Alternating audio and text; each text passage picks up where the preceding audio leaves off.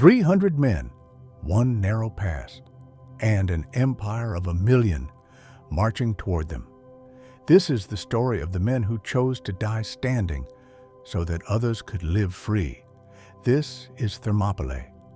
In 480 BCE, the Persian Empire was the largest the world had ever seen. Its king, ruling from the east, wanted one more prize: Greece, a fleet of over 1,000 ships, an army some ancient sources numbered in the millions. Against it, a collection of small, divided city-states. The Greek city-states rarely agreed on anything, but faced with annihilation, they made an alliance and chose a place to make their stand. Thermopylae, the Hot Gates, a corridor so narrow numbers wouldn't matter. Here, the many could be stopped by the few. He brought only 300 soldiers, not because that's all Greece had, but because Spartan law said every one of them had to already have a living son. They marched knowing they might not return. With allies from other city-states, the total Greek force reached a few thousand. Still, against an army that darkened the horizon, it looked like nothing. A Persian scout rode ahead to observe the Greeks. He returned with a strange report. The Spartans were calmly combing their long hair. To the Persians, this was madness. To the Spartans, it was ritual. They prepared their hair before battle when they expected to die. On the first day, the Persian king sent his troops forward, expecting the Greeks to flee at the sight of his numbers. Instead, they formed a wall, shield to shield, spear beside spear. In the narrow pass, the Persian numbers meant nothing, only a handful could fight at once.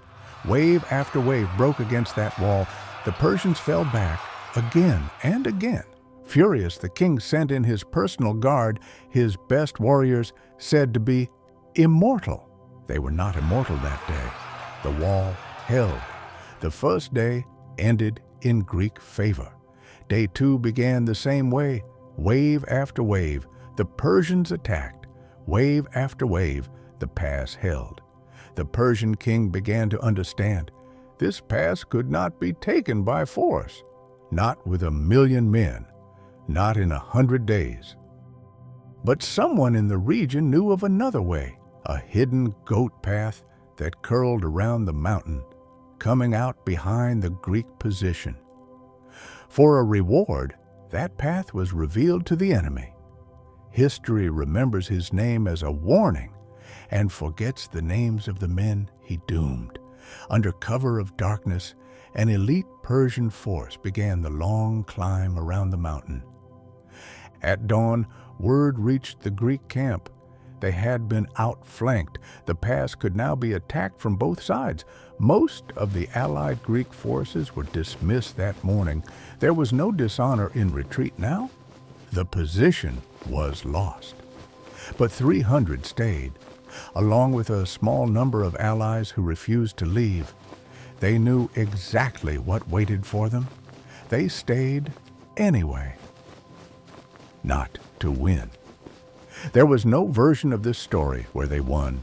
They stayed to buy time for the ships, for the cities, for Greece itself. On the third day, the trap closed. Persian forces pressed from the front and from behind. They moved to the widest point of the pass, forming a tight circle, spears facing outward in every direction. When their spears shattered, they fought with swords. When their swords broke, some say they fought with bare hands and teeth. In the end, they were surrounded completely, pushed back to a small rise within the pass, arrows falling around them like rain. The final stand of the 300 ended not with a retreat, but with every one of them still facing forward. Thermopylae fell, but it had cost the Persians precious days and thousands of soldiers for a narrow strip of coastline. Those days allowed the rest of Greece to prepare. Weeks later, at sea near Salamis, and a year after that on land at Plataea, the Greeks would turn the tide of the entire war. At the site, a monument was later raised. Its inscription needed no exaggeration, only the simple truth of men who stayed when they could have left. 300 men could not stop an empire, but they proved something an empire couldn't buy: that free men choosing their own deaths are harder to conquer than any army. Next time on HistoStick, an empire falls and history is rewritten in a single night. Subscribe so you don't miss it.